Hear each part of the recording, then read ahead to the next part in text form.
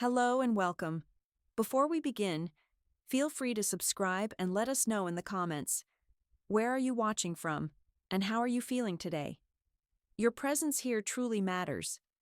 They said I died 6 weeks ago, buried me in silence, stole my name, my checks, my life.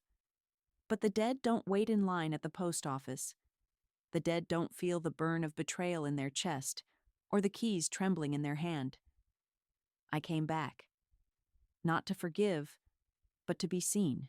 And what I uncovered was only the beginning. I thought the letter was a mistake at first. One of those bureaucratic mix-ups you hear about on the news.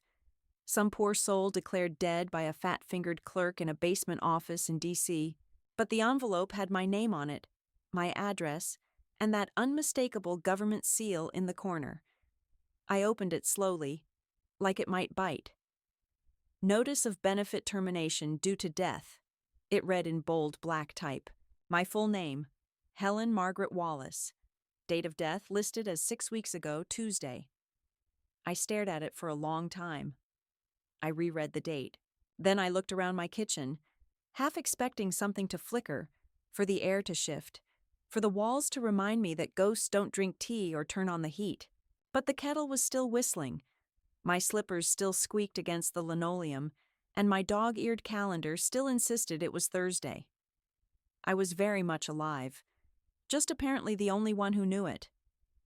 The first thing I did was call my son, Michael, my only boy, born under a humid Kansas sky, colicky as hell, but sweet once you got past the crying. He didn't answer. I called again. Straight to voicemail. I left a message, short and calm. Mike, it's Mom. I got a strange letter. Call me. Then I waited. Then I called my daughter Nancy. She picked up on the third ring, which surprised me. Hi, Mom, she said, her voice all light and sugar. I told her about the letter. There was a pause. That's strange, she said. I'm sure it's just a mistake. I'll check with Michael. And then, just like that, she was gone. Said she'd call back. She didn't. By the time the sun started to slide behind the trees, I'd called them both again. Nothing. I even tried texting Nancy, which I hate doing. My fingers don't move as fast as they used to, and autocorrect seems to have a personal vendetta against me. Still, I typed, "Did you check with Michael?" No response. Later that evening, I went to fill my prescription. I drove myself, slow and careful, because that's what we do when no one's watching. The pharmacist, a polite young man with too much gel in his hair, took my card and frowned. "I'm sorry, ma'am," he said. "It's been denied." Medicare says the policyholder is deceased. He didn't look me in the eye. I suppose it's hard to meet the gaze of someone you're supposed to believe is dead. I drove home without the pills. My knees ached from standing in that bright, sterile line. When I got home, I tried to pay a bill online. My electricity. The login failed. Account closed. I called the bank. After 20 minutes of holding, a woman with a script for a soul told me my checking account had been terminated. Due to the death of the account holder, she added. My hands were shaking by then, and not from age. I walked to the living room, sat down on the edge of the armchair I never let anyone else sit in, and looked around my house. Every object had a story. Paul's photo on the mantel, the Afghan I'd crocheted during his last winter, the brass bell from the church sale. All of it still here. I was still here. But the world, it seemed, had moved on. That night, I didn't sleep. I sat up, rereading the letter under the yellow glow of my reading lamp, the words swimming and settling over and over. I wasn't scared. Not really. But I was rattled. Not by death itself. I'd outlived most of my family, most of my friends, even the dog, but by the audacity of someone declaring it on my behalf. In the morning, I made toast and burned it. I always do when I'm distracted. I scraped off the black parts with the edge of the butter knife and sat at the kitchen table, chewing slowly, trying to remember if I'd told anyone outside the family about my Social Security payments. I hadn't. I never did. Paul used to say I was too careful for my own good. A woman who hides her savings in 4 different cookie jars and still checks the mattress every month, he used to joke. But that caution kept me afloat when he got sick, when the roof leaked, when Nancy's husband lost his job and they needed help with the mortgage. Around 9, I packed a bag. Not a suitcase, just my big canvas tote, the one with the fraying strap and the faded sunflower print.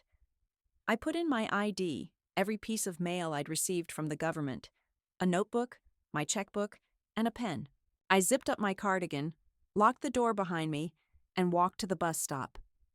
The ride into town was slow. The bus groaned at every stop, taking on passengers who smelled of cigarettes and cheap coffee. I didn't mind. The city moved past the windows like it always had. Kids in backpacks, dogs on leashes, someone dragging a trash bin up a driveway. Life continued. Just not mine, apparently. When I reached the main post office, I stepped into a room full of fluorescent light and dusty floor tiles. A fan buzzed from a corner. There was a line. I stood in it. I waited my turn. When I reached the counter, I handed the woman my ID and said, "Someone redirected my mail."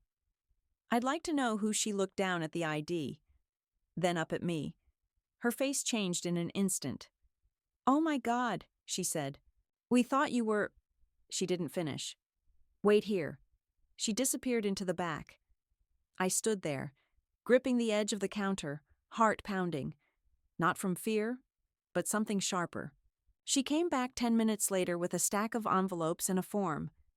"Your mail's been forwarded to a P.O. box in your daughter's name." She said it was to settle your affairs. "My affairs," I repeated. "You mean my bills, my checks, my correspondence?" She nodded, clearly uncomfortable. "We needed a death certificate to approve the change." She had one. I stared at her. "I'd like to see it," I said. My voice wasn't shaking anymore. She hesitated. "I'm not sure I can—" "Then get someone who can." Another pause. Then she turned again and vanished behind the swinging door. I didn't move. Not for a long time. I didn't sit. I didn't blink. I waited like I've waited all my life. For appointments, for husbands, for babies to wake, for the phone to ring. I waited because I knew this wasn't just a mistake. This was a decision someone made. And I was going to find out why. They thought I was dead. They thought I'd stay quiet. They were wrong. The paper they gave me was wrinkled at the corners, like someone had folded it into a purse and forgotten it for weeks. I smoothed it against the counter with both hands, ignoring the way the clerk's eyes flicked toward my face, nervous and unsure. It was a certified copy of a death certificate. My name, my birthday. The same street I'd lived on for over 30 years. Cause of death: cardiopulmonary arrest. Signed by a doctor I'd never heard of, from a clinic I'd never visited. Dated 6 weeks ago, just like the letter from Social Security. The woman, Maggie, according to her badge, shifted awkwardly. She brought it in herself. "Your daughter," said she was handling everything. We didn't think to question it. "Why would you?" I said, folding the paper back up with slow, deliberate hands. "Old women die every day." I took the stack of forwarded envelopes Maggie offered me, mostly Medicare notices, and one from my bank marked urgent. She also gave me the form to request a reversal on the mail forwarding. I filled it out with the blue pen from my purse, my handwriting sharp, even as my fingers trembled slightly. When I stepped outside, the sunlight hit my face too hard. It was the kind of bright that makes everything look a little too honest. I stood on the sidewalk for a moment, holding the death certificate like a puzzle piece from a game I hadn't agreed to play. I didn't cry. Crying would have been too easy, too expected. What I felt was colder. A quiet, methodical fury. I caught the next bus back toward town. Not home. No, that place didn't feel like mine at the moment. I got off near the strip mall where my old bank branch was. The manager, a man in his 50s with a practiced smile and cufflinks that looked expensive but impersonal, recognized me immediately. "Mrs. Wallace," he said, startled. We we had heard. I mean, there was. I'm aware of what you heard," I said. "But as you can see, I am very much not dead. And I need to see my accounts." He cleared his throat and motioned for me to follow him to his office. I sat across from him, placed my ID on his desk, then unfolded the death certificate copy and laid it beside it like a calling card. "I'd like to know who closed my checking account," I said, "and who has been accessing my funds." He typed quickly, too quickly. I could see the sweat gathering at his temples. "Well, he began. "There was a power of attorney form filed last year. Your daughter, Nancy. She presented the certificate and requested that your accounts be frozen, per legal protocol." "Frozen," I repeated. "But you unfroze them, didn't you?" "You let her withdraw from them." He hesitated. Some automatic transfers resumed. There was a shared card on the account. "Which she applied for," I said, "after declaring me dead." He nodded once. "Mrs. Wallace, I'm so sorry. This is very irregular. If we had known—" "You didn't ask," I said, standing up. "And now I want a full transaction report. Printed. All of it. Every cent that's left, and every cent that's missing. And I want to close the shared access immediately." He didn't argue. Back outside, I sat on the bench near the pharmacy.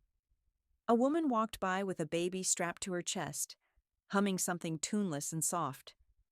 I watched them pass. The baby blinked at the sky, as if trying to memorize its color. When I got home, my mailbox was empty.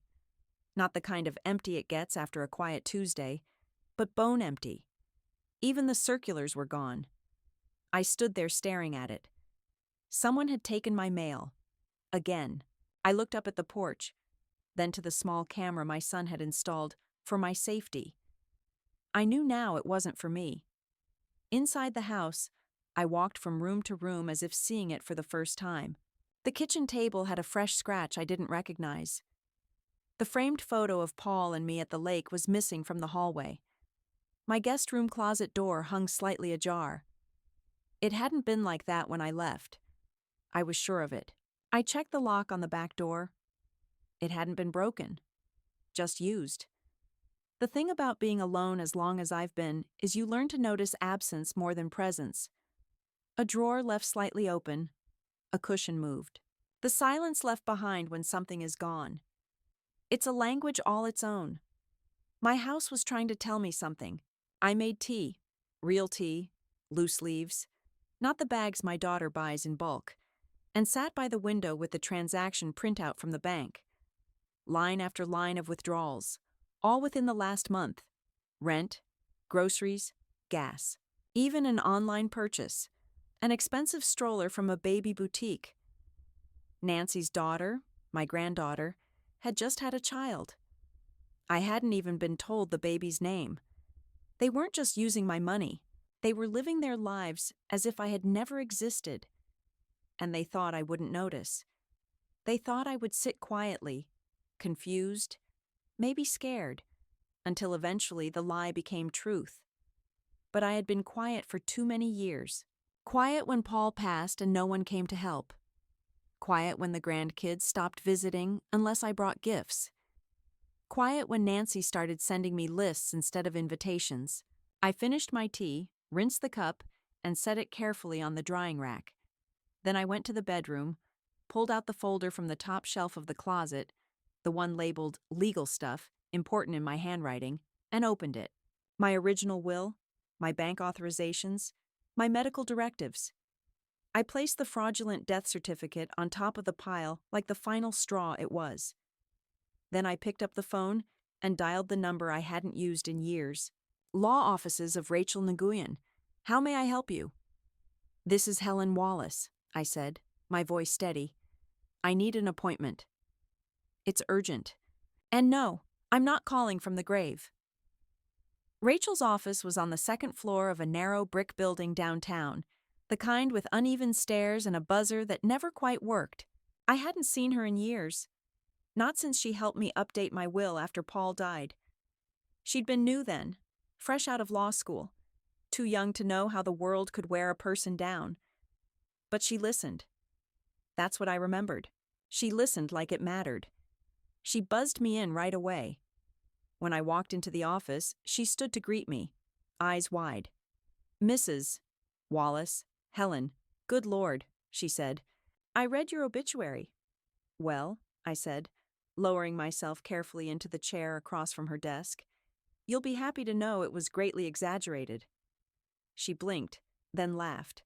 Not nervously, but the kind of laugh that says she was going to believe what she saw, not what someone told her. She asked if I wanted tea. I said no. I wanted paperwork. I laid everything out on her desk. The letter from Social Security, the copy of the death certificate, the bank printouts, the mail forwarding forms. Rachel leaned over each page with the calm intensity of someone trained to find traps in fine print. "Who filed the death certificate?" she asked. "My daughter," I said. "She forged it." Or bribed someone who didn't care to ask questions. Rachel made a note. "You understand this is fraud on multiple levels." "I'm counting on it," I said. We talked for nearly an hour. She asked for dates, names, access history. I told her everything I could remember. She didn't pity me, which I appreciated. Pity would have made me feel like I was halfway back in the ground. Instead, she nodded, scribbled, and outlined our steps like she was building a ladder and expected me to climb it. "I'll file a fraud report with the SSA," she said. "We'll start proceedings to reinstate your status officially and notify your bank that the death certificate is invalid. We'll also petition to freeze any trust or transfer tied to your estate." I nodded. "And the will?" She gave me a long look. "Do you want to change it?" "I want their names off it," I said. "Every last one." When I left her office, the air felt sharper, like someone had cracked a window open on a stuffy day. I walked 2 blocks before I realized I was holding my shoulders higher than usual. Back home, the messages had started. A voicemail from Michael. "Mom, I don't know what you're hearing, but it's all a big mix-up." Call me back, I didn't. Another from Nancy. "We thought you were in a care facility. You never answer your phone," which was rich, considering they'd blocked my number 2 months ago. I knew that because my texts started bouncing back. Funny how dead people don't get delivery confirmations. I deleted the messages without listening to the rest. The next day, I went to the local community center. My name had been removed from the church volunteer list. The woman at the front desk looked like she'd seen a ghost. I told her no. I wasn't here to haunt anyone, just wanted to know why my casserole slots had been reassigned. "Oh, sweetie," she said, pressing a hand to her chest. "We heard you'd passed." "Well," I said, "I got better." Word spreads fast in small towns, but apparently not as fast as a fake death notice. The neighbor across the street brought over flowers last week, I learned. Left them on my porch. Someone else had dropped off a condolence card. I hadn't even noticed. My front stoop had become a memorial, and I hadn't known it because I'd been too busy fighting to pay my utility bill. When I walked to the market, the clerk looked startled. I thought, "Yes," I interrupted, placing a can of beans on the counter. "You and everybody else." I didn't want their awkwardness. I wanted their outrage. I wanted someone, anyone, to say, "That's criminal. That's sick. That's your daughter?" But they didn't.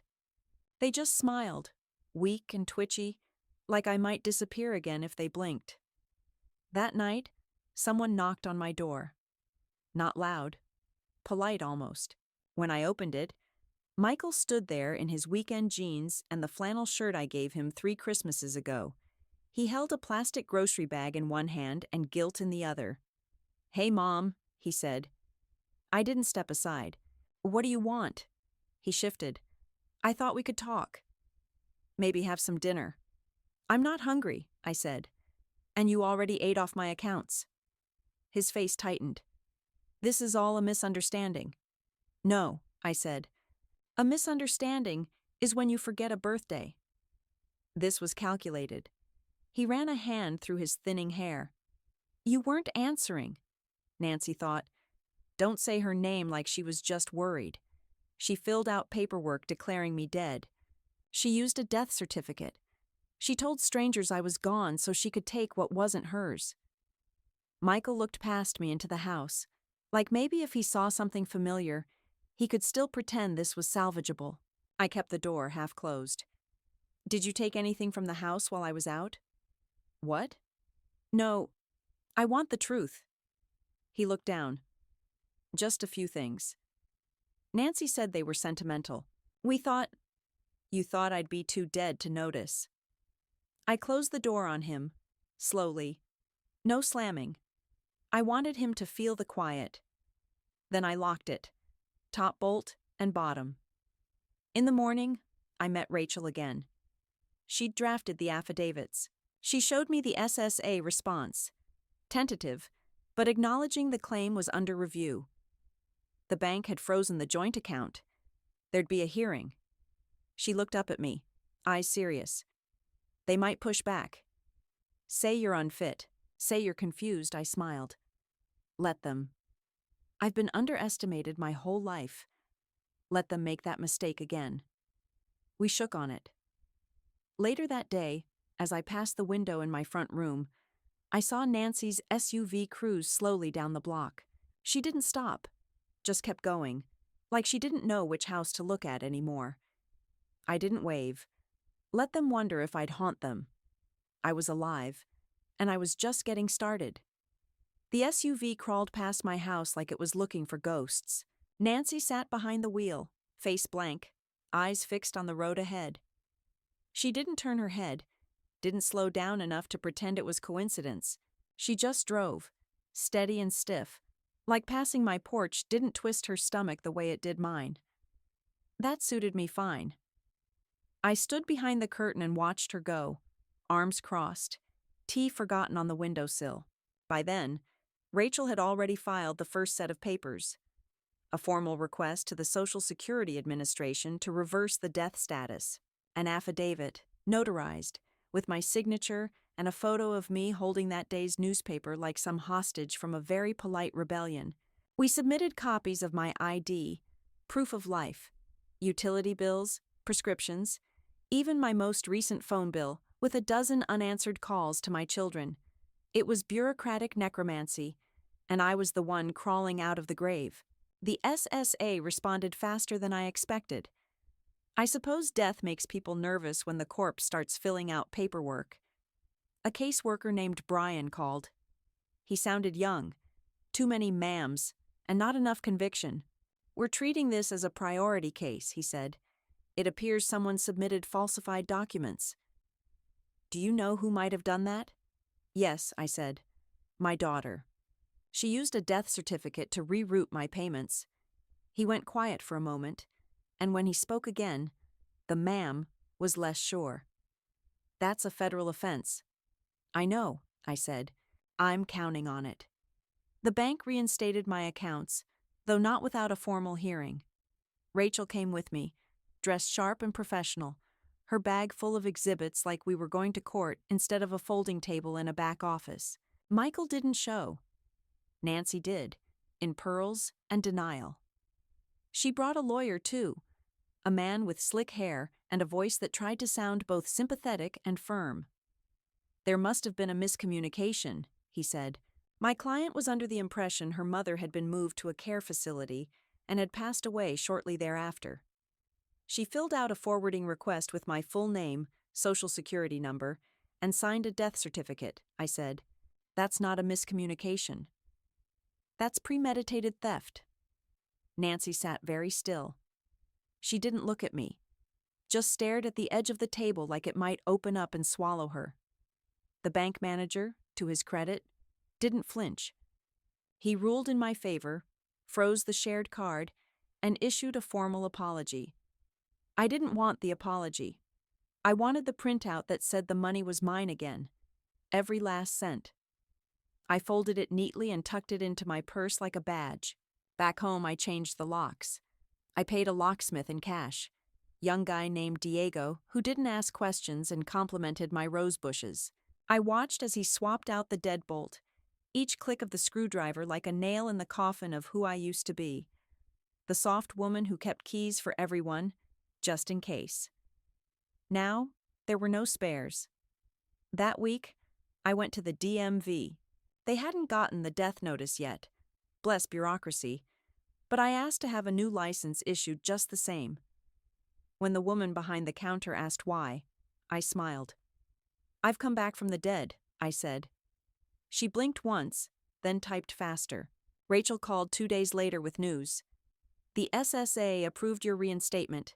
You'll get a formal letter in the mail, and they're releasing your benefits. Retroactively."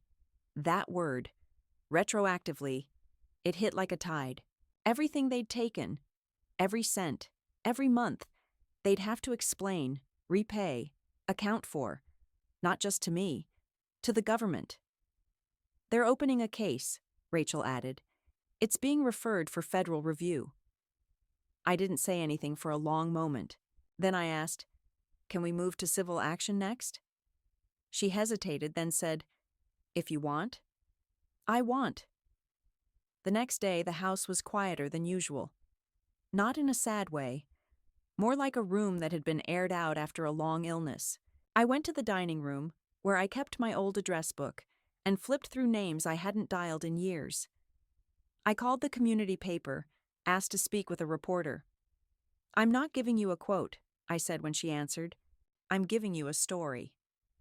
And I did. Not because I wanted attention. I'd had enough of that in whispers and pitying glances.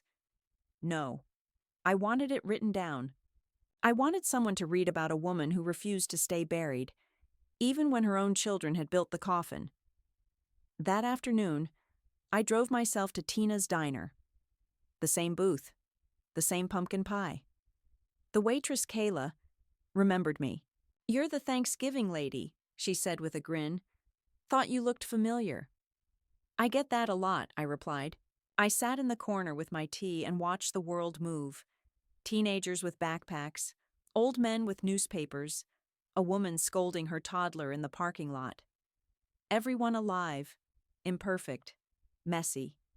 And me, breathing the same air, part of it all again. My phone buzzed. Another voicemail from Nancy. I deleted it before it finished downloading. That evening, Rachel sent me an email with the first draft of the civil claim. Fraud, elder financial abuse, emotional distress. It was all there. Clean, legal, unforgiving. I opened the file. Read every line. I didn't cry. I didn't rage. I just nodded. Once. Slow and certain. They had tried to erase me, but now my name was back in every system that counted. And next, it would be in court. The courthouse smelled like paper and nerves. A strange kind of sterile. Not like a hospital, not like a library, but something in between. I wore my navy blue suit, the one I hadn't touched since Paul's memorial. It still fit, though the shoulders hung a little looser now. I pinned my hair back, dabbed on a little powder, and walked in like I belonged. Because I did. Rachel met me at the front steps, briefcase in one hand, coffee in the other. She looked at me the way you look at someone who's about to step onto a stage, not because they want to perform, but because they finally stopped being an understudy.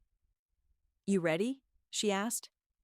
"I've been ready since they buried me," I said. Inside, it was cold. Not the kind you feel in your bones, but the kind that comes from bureaucracy. Gray walls, plastic chairs, a bailiff with eyes that didn't linger. Nancy sat at the plaintiff's table, perfectly done up, her mouth set like a woman trying not to be photographed in a bad light. Her attorney whispered something to her. She didn't look at me. Michael wasn't there. Good. The judge, a woman in her 60s with a face that said she'd heard every lie twice, called the room to order. Rachel stood and introduced our case. "Fraud," she said clearly. "Identity theft, elder exploitation, misuse of financial instruments."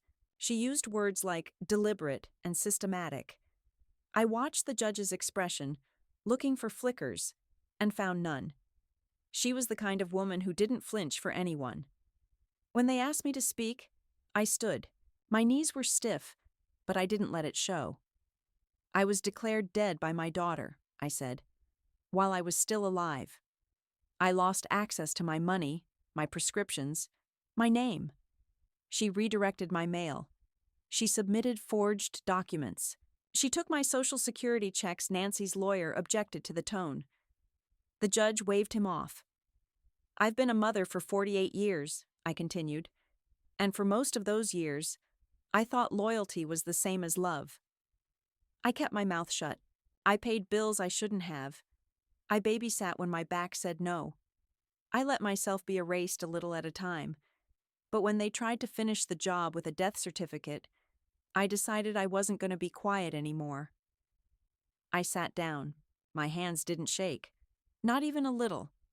Nancy finally spoke when the judge pressed her for explanation. She stammered, said she thought I'd gone missing, said the paperwork came from Michael, that she was just trying to help the family keep things afloat. Her voice cracked once, but the judge didn't soften. Rachel handed over the evidence, copies of emails, bank transactions, timestamps on the mail forwarding form. Everything signed in Nancy's careful looping script. We recessed for lunch. I didn't eat. I sat outside the building on a concrete bench and watched pigeons bully each other for crumbs. Rachel brought me water and sat beside me without saying anything. That silence felt better than any speech. When we returned, the judge delivered her ruling without hesitation. She called it a gross and calculated abuse of trust. She called Nancy's testimony not credible and the documentation deeply troubling. She ruled in our favor on all counts. Then came the part I hadn't expected. Not like that. I am granting a permanent legal injunction, the judge said, prohibiting the defendants from accessing the plaintiff's finances, property, or benefits in any capacity, present or future. I blinked. She wasn't finished. I am also ordering full restitution of misused funds, back payments with interest, and a formal statement of correction to be filed with the Social Security Administration. This court further recommends criminal review at the federal level. Rachel smiled beside me. Just a little. I stared straight ahead. Nancy turned pale. Her lawyer reached for her arm. She didn't look at me. Not then. Not when the judge stood. Not when the gavel came down like a final word. Back in the hallway, reporters waited. Someone must have tipped them off. I wasn't surprised. Rachel offered to make a statement. I shook my head. Let them write what they want, I said. I've already said enough. Outside, the sun hit different. Not warmer, not softer, just clearer. I felt taller, like my spine had remembered what it was for. Rachel offered to call a car. I declined. I wanted to walk. At home, I unlocked the door to my quiet house and stepped inside. Everything smelled the way it should. Old wood, lemon polish, and the faintest trace of Paul's aftershave from the coat I still kept in the hall closet. I kicked off my shoes, poured myself a glass of water, and stood in the middle of the living room like someone who'd just reclaimed their name.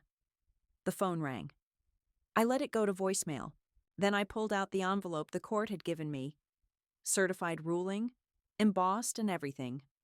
I set it beside the deed to the house, my newly reissued Social Security card, and the checkbook now free from every hand but mine.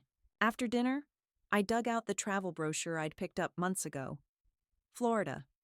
Nothing fancy, just a small cottage rental near the coast. I flipped through it slowly. The kind of place where the air smelled like salt and nobody called you mom unless they meant it. They tried to bury me, but I didn't just come back. I won. The brochure was still on the kitchen table the next morning, open to a page with a photo of a little blue house under palm trees. A screened-in porch, a rocking chair, and a clothesline swaying in the sea breeze. Not a mansion, not even a big house, just mine. I ran a finger over the picture like I could feel the warmth through the glossy paper. That morning I took the bus again. Same route, same rickety seats, same group of regulars. I wore the same navy suit from court, freshly pressed. Hair up, earrings in, makeup light but careful. Not because I needed to impress anyone, just because I felt like it. It's funny, the things you start doing again when you stop being invisible. At the post office, the woman at the counter looked up and froze. "Oh," she said, her mouth falling open. "It's you." "It's me," I said, placing my ID on the counter. "And I've come for my mail." She didn't argue. She disappeared into the back and returned with a plastic tub, one of those big gray bins with my name taped to the front in Sharpie. It was full. Envelopes, magazines, statements, a few packages, my name on every one of them, addressed to me like I had never left, like I'd always been right here. She looked sheepish. "We're so sorry for everything, ma'am. We just followed protocol." "I know," I said. "Next time, maybe ask the dead person first." Her smile was weak, but genuine. I carried that bin out of the building with both hands, my arms aching by the time I reached the bus stop. It didn't matter. The weight of that mail felt right, like something I had earned. As I waited for the bus, a young reporter, college age, freckles, too much caffeine in her voice, rushed up to me, breathless. "Mrs. Wallace? Helen Wallace?" I turned. "Depends who's asking. I'm from the Channel 8 local desk. We heard about the court case, and well, your story's been picked up by a few national outlets. Would you be willing to talk on record?" I looked down at the bin in my arms, then back at her. "Not on camera, but I'll give you a quote." She fumbled for a pen. I said, "They declared me dead to steal what they thought I didn't need anymore, but I'm still here. And I remember everything." She blinked. Wow. "That's the quote," I said. "That's all." At home, I sorted the mail with surgical precision. I made 2 piles, what mattered and what didn't. The bills went into one. The coupons, the junk, the political flyers, they went in the trash. I opened the letter from the SSA confirming my reinstatement. My benefits were restored. A retroactive payment was already in the bank. I smiled. I took out my checkbook, wrote 2 things that day: the final payment on my property tax and a deposit on the Florida cottage. I booked a one-way ticket. Didn't even flinch when I clicked purchase. In the following days, I packed what I needed. Not everything, just what I cared to bring. My photo albums, a few books, Paul's watch, my favorite cardigan, and the quilt I'd made the year he passed. The rest could stay. Let the house creak without me for a while. The night before I left, I walked through each room, lights off, hand trailing along the walls, not saying goodbye, just checking in, making sure the ghosts knew I was going by choice, not banishment. Morning came easy. I called for a cab. No kids, no explanations. The driver loaded my suitcase into the trunk and didn't ask questions. As we pulled away, I looked once in the rearview mirror. The house stood quiet, unmoved. I didn't wave. At the airport, I moved slow, but steady. Security double-checked my ID. One agent looked twice at the screen, then at me. "You've got a note in the system," he said carefully. "I bet I do," I said, "but I'm very much alive, and I've got a flight to catch." He smiled and waved me through. When the plane took off, I watched the patchwork of fields and houses shrink beneath the clouds. It didn't feel like an escape. It felt like a decision, like starting something new, not running from the old. The cottage was smaller than I expected, but the porch was real. The air smelled like salt and jasmine. The landlord had left fresh towels and a bottle of wine on the table. I unpacked slowly, hung the quilt over the back of the couch, placed Paul's photo on the windowsill, sat down in the rocking chair, and let the breeze move through the screens. That night, I wrote a postcard. To myself. I'd already bought the stamp, already had the address memorized. Dear Helen, you came back from the dead. You took your name, your money, your life. Now take your peace. P.S. Don't forget sunscreen. You're not immortal. I mailed it the next morning. Because I could.